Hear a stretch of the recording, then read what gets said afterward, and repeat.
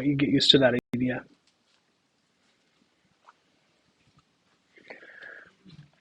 Okay, so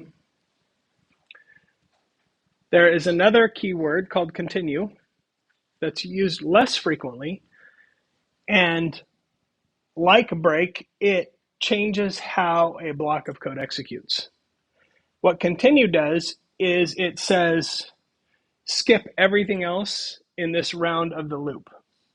So continue, in this case, when x equals 2, it will not print this next line that says x is not 2. It'll just skip it and go back to the top of that loop. So this code actually is executable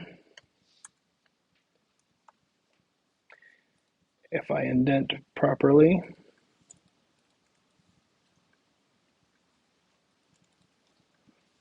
Okay.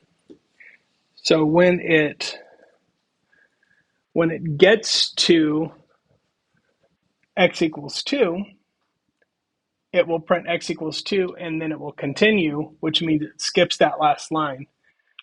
So it will print x is not 2 on every round of this loop except when x equals 2. Okay?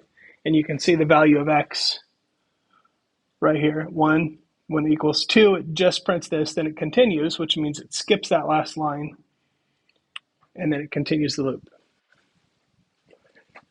So there are ways to modify how your loops execute for more complex structures, which I know you're all just dying to have more complex code structures.